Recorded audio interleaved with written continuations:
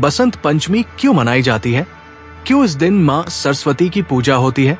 सृष्टि के आरंभ में जब अंधकार ही अंधकार था, जब मौन ही मौन था, जब कोई शब्द नहीं था, कोई स्वर नहीं था, कोई ज्ञान नहीं था, तब भगवान ब्रह्मा ने इस संसार की रचना की थी। लेकिन क्या आप जानते हैं कि उस समय यह संसार कितना निर्जीव, कितना नीरस, कितना उदास था? आज मैं आपको वो कहानी सुनाने जा रहा हूं जो शायद आपने पहले कभी इस तरह नहीं सुनी होगी। ये कहानी है मां सरस्वती के अवतरण की। ये कहानी है बसंत पंचमी के महत्व की। ये कहानी है उस दिन की जब इस धरती पर पहली बार ज्ञान का प्रकाश फैला था। नमस्कार प्यारे दर्शकों, मैं अर्जुन एक बार फिर आपका हार्दिक स्वागत करता हूं आपके अपने चैनल विद्या ज्ञान सागर में। दोस्तों, आज हम एक नई कहानी और एक नया वीडियो लेकर आपकी सेवा में उपस्थित हुए हैं। आज की कथा अत्यंत ज्ञानवर्धक और प्रेरणादायक है। कथा शुरू करने से पहले आपसे एक विनम्र निवेदन है। शास्त्रों में कहा गया है कि अधूरी छोड़ी गई कथा दुख और पाप का कारण बनती है, इसलिए इसे अंत तक अवश्य सुने।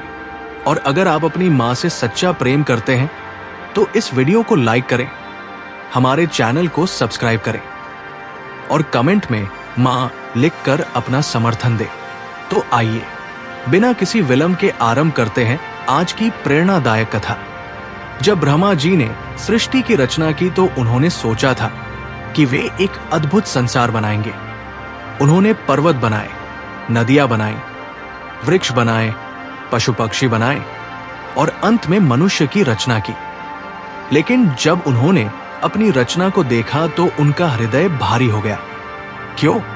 क्योंकि उनकी रचना में कुछ कमी थी, कुछ ऐसा जो इस सृष्टि को पूर्ण नहीं बना पा रहा था।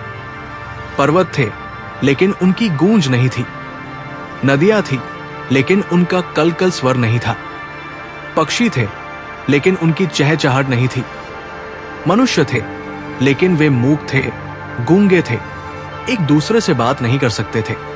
कोई भाषा नहीं थी, कोई संगीत नहीं था, कोई कला नहीं थी, कोई ज्ञान नहीं था। सब कुछ था लेकिन सब कुछ नीरस था, बेजान था। ब्रह्मा जी ने देखा कि मनुष्य भटक रहे हैं। वे अपने मन की बात दूसरों तक नहीं पहुंचा सकते, वे अपनी भावनाओं को व्यक्त नहीं कर सकते। माता अपने बच्चे को प्यार करना चाहती है लेकिन कह नहीं सकती। पिता अपने पुत्र को आशीर्वाद देना चाहता है लेकिन शब्द नहीं है।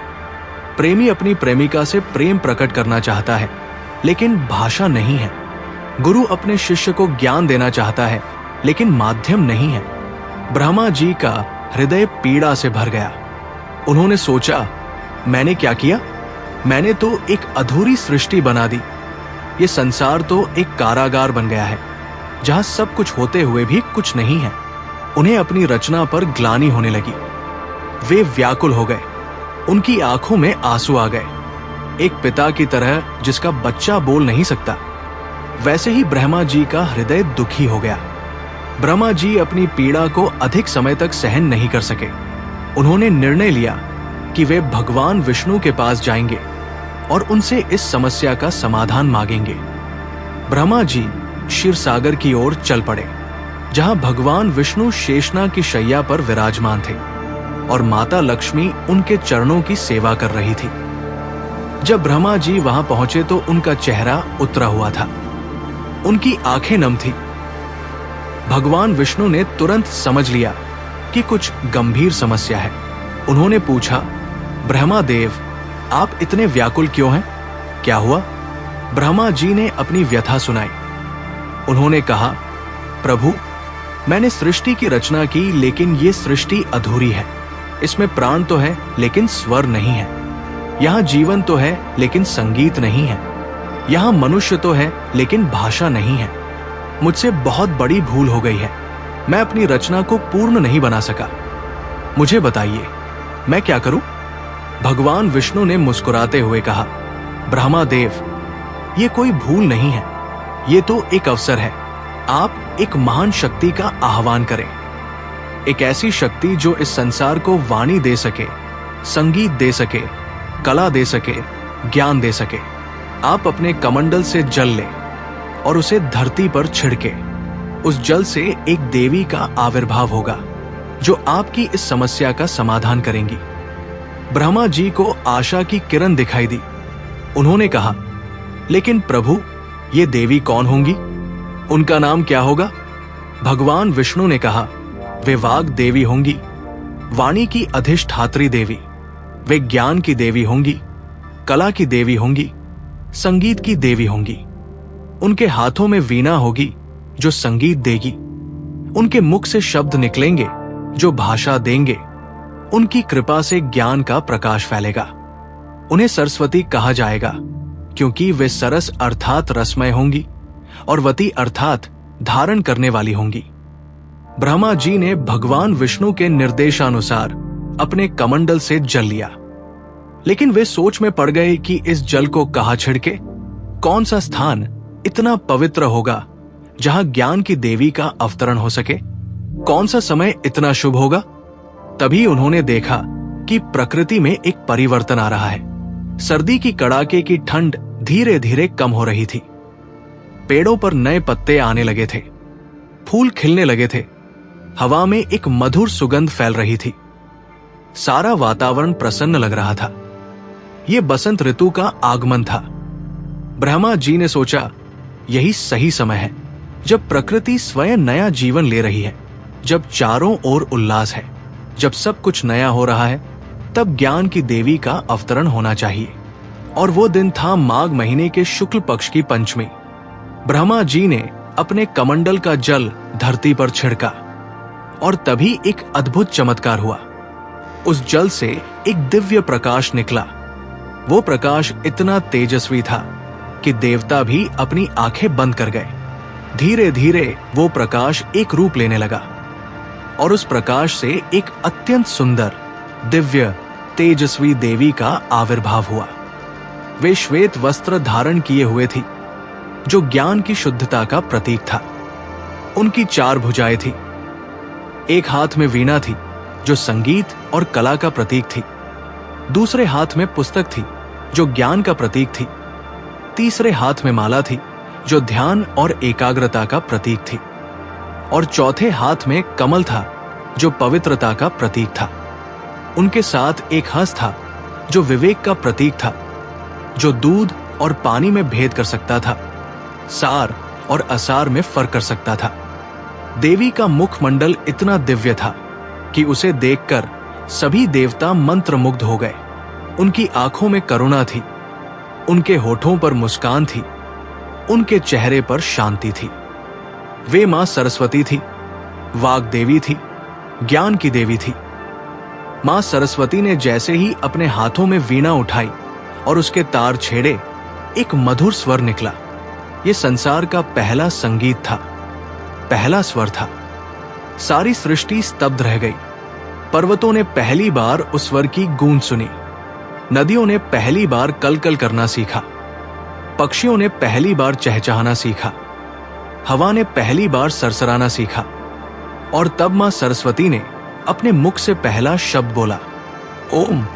यह ब्रह्मांड का पहला शब्द था, सबसे पवित्र शब्द था। इस एक शब्द में ही पूरा ब्रह्मांड समाया हुआ था। इस एक शब्द से ही सभी भाषाओं का जन्म हुआ। इस एक शब्द से ही सभी वेदों का जन्म हुआ। मनुष्यों ने पहली बार अपने मुख से आवाज निकाली। पहले तो अस्पष्ट आवाजें आई, फिर धीरे धीरे शब्द बनने लगे। एक मां ने अपने बच्चे को पुकारा, एक पिता ने अपने पुत्र को आशीर्वाद दिया, एक मित्र ने दूसरे मित्र से बात की, एक प्रेमी ने अपनी प्रेमिका से प्रेम व्यक्त किया। कितना सुंदर था वो क्षण, कितना पवित्र था वह पल। ब्रह्मा जी की आंखों में खुशी के आंसू आ गए। उन्होंने मां सरस्वती को प्रणाम किया और कहा, मां, आपने मेरी सृष्टि को पूर्ण कर दिया। आपने इस नीरस संसार में रस भर दिया। आपने इस मूक संसार को वाणी दी। आपने इस अज्ञानी संसार को ज्ञान दिया। आप धन्य हैं, आप महान हैं। मां सरस्वती ने मुस्कुराते हुए कहा, ब्रह्मा देव, ये तो मेरा कर्तव्य था, लेकिन मैं आपसे एक वचन मांगती हूं। जब भी कोई मनुष्य ज्ञान की कामना करे, जब भी कोई कला सीखना चाहे, जब भी कोई विद्या प्राप्त करना चाहे तो वो मुझे याद करे। मैं उसे अपना आशीर्वाद दूंगी। लेकिन ये भी याद रखें कि ज्ञान का उपयोग केवल भलाई के लिए होना चाहिए, बुराई के लिए नहीं। ब्रह्मा जी ने कहा, मां, आपकी ये बात सत्य है, लेकिन मनुष्य तो मनुष्य है, उसमें अच्छाई भी है और बुराई भी। कभी वो आपके ज्ञान का दुरुपयोग भी कर सकता है। मां सरस्वती ने गंभीरता से कहा, हाँ, ये सत्य है। इसीलिए मैं केवल उन्हें ज्ञान दूंगी जिनका हृदय शुद्ध होगा, जिनकी नीयत साफ होगी। जो घमंड से भरा होगा, जो अहंकारी होगा, उसे मेरा ज्ञान नहीं मिलेगा। ज्ञान तो विनम्रता मांगता है, विवेक मांगता है, समर्पण मांगता है। अब प्रश्न उठता है कि बसंत पंचमी को ही क्यों चुना गया मां सरस्वती के अवतरण के लिए? इसके पीछे गहरा अर्थ है। बसंत ऋतु नवजीवन की ऋतु है। सर्दी की कठोरता के बाद प्रकृति फिर से जीवित हो उठती है। पेड़ों पर नए पत्ते आते हैं, फूल खिलते हैं, पक्षी चहचहाते हैं, सारा वातावरण खुशी से भर जाता है। ये ऋतु परिवर्तन की ऋतु है, नवीनीकरण की ऋतु है। ठीक उसी तरह ज्ञान भी मनुष्य को नया जीवन देता है। जब किसी अज्ञानी व्यक्ति को ज्ञान मिलता है तो उसका जीवन बदल जाता है। वो अंधकार से प्रकाश की ओर आता है, वो मूर्खता से विवेक की ओर आता है। ये एक नया जन्म है, एक नई शुरुआत है। माघ महीने की शुक्ल पक्ष की पंचमी को ये अवतरण हुआ। पंचमी का अर्थ है पांचवा दिन। 5 हमारे पंच तत्वों का प्रतीक है, पृथ्वी, जल, अग्नि, वायु, आकाश। ये पांचों तत्व मिलकर इस सृष्टि की रचना करते हैं और मां सरस्वती ने इन पांचों तत्वों में प्राण फूंक दिया, उन्हें स्वर दिया, उन्हें ज्ञान दिया। मां सरस्वती के अवतरण के बाद युग बीत गए। उनकी कृपा से अनेक विद्वान हुए, अनेक कवि हुए, अनेक संगीतकार हुए। लेकिन एक बार ऐसा भी हुआ जब किसी ने मां सरस्वती के ज्ञान का घोर दुरुपयोग किया। वो था रावण। रावण महान विद्वान था। उसने चारों वेद कंठस्थ किए थे। वो संगीत में निपुण था। वो शास्त्रों का ज्ञाता था। लेकिन उसमें एक बहुत बड़ा दोष था, अहंकार। उसे अपने ज्ञान पर इतना घमंड था कि वो स्वयं को सबसे श्रेष्ठ मानने लगा था। वो देवताओं को भी तुच्छ समझने लगा था। एक बार रावण ने सोचा कि वो मां सरस्वती को भी अपने वश में कर लेगा। उसने कठोर तपस्या की, वर्षों तक तपस्या की। मां सरस्वती प्रसन्न हुई और उसके सामने प्रकट हुई। लेकिन जब उन्होंने रावण के मन में झांका तो उन्हें उसका अहंकार दिखाई दिया। मां सरस्वती ने कहा, रावण, तुम महान विद्वान हो, ये सत्य है, लेकिन तुम्हारे भीतर अहंकार भी है। तुम अपने ज्ञान का दुरुपयोग कर रहे हो। तुमने अपनी विद्या से संसार का कल्याण नहीं किया, बल्कि अधर्म का मार्ग अपनाया है। रावण ने अहंकार से भरकर कहा, मां, मैं तो केवल अपना अधिकार मांग रहा हूं। मैं इतना विद्वान हूं, इतना ज्ञानी हूं, फिर क्यों मुझे वो सम्मान नहीं मिलता जो मुझे मिलना चाहिए? क्यों देवता मुझसे ईर्ष्या करते हैं? मां सरस्वती ने दुख से कहा, रावण, ज्ञान तो तुम्हारे पास है, लेकिन विवेक नहीं है। तुम्हारे पास विद्या है, लेकिन विनम्रता नहीं है। ज्ञान बिना विनम्रता के अभिशाप बन जाता है। याद रखो, जितना बड़ा ज्ञान होगा, उतनी ही बड़ी विनम्रता होनी चाहिए। जब कोई पेड़ फलों से लद जाता है तो वह झुक जाता है, लेकिन जो पेड़ खाली होता है वो अकड़ कर खड़ा रहता है। तुम खाली पेड़ हो रावण, दिखावे में भरे हुए, लेकिन असल में खोखले। रावण को ये बात बहुत बुरी लगी। उसका अहंकार और बढ़ गया। उसने कहा, मां, आप भी देवताओं के पक्ष में हैं। ठीक है, मैं अपने ज्ञान से स्वयं सिद्ध करूंगा कि मैं सबसे श्रेष्ठ हूं। मां सरस्वती ने करुणा से कहा, रावण, ये तुम्हारा अंतिम मौका है। अपना अहंकार त्याग दो, नहीं तो तुम्हारा पतन निश्चित है। ज्ञान तुम्हें ऊपर उठा सकता है, लेकिन अहंकार तुम्हें गिरा देगा। लेकिन रावण नहीं माना। उसने मां सरस्वती का ये आशीर्वाद अस्वीकार कर दिया। और हम सब जानते हैं कि रावण का क्या अंत हुआ। उसका घमंड उसके विनाश का कारण बना। मां सरस्वती का दिया हुआ ज्ञान भी उसे नहीं बचा सका, क्योंकि उसमें विनम्रता नहीं थी। कहते हैं कि बसंत पंचमी के दिन ही कृष्ण और राधा की पहली मुलाकात हुई थी। वृंदावन में बसंत का मौसम था। चारों ओर फूल खिले हुए थे। हवा में मधुर गंध फैली हुई थी। कृष्ण अपनी बांसुरी बजा रहे थे। राधा ने जब पहली बार वो बांसुरी की धुन सुनी तो वे मंत्रमुग्ध हो गई। उन्होंने पहले कभी ऐसा संगीत नहीं सुना था। वो संगीत उनके हृदय को छू गया। वे उस संगीत की ओर खिंची चली गई। जब राधा और कृष्ण की नजरें मिली तो मानो समय रुक गया। वो प्रेम था जो शब्दों से परे था। वो प्रेम था जो अनंत था। और ये सब हुआ बसंत पंचमी के दिन। इसलिए बसंत पंचमी को प्रेम का त्योहार भी माना जाता है।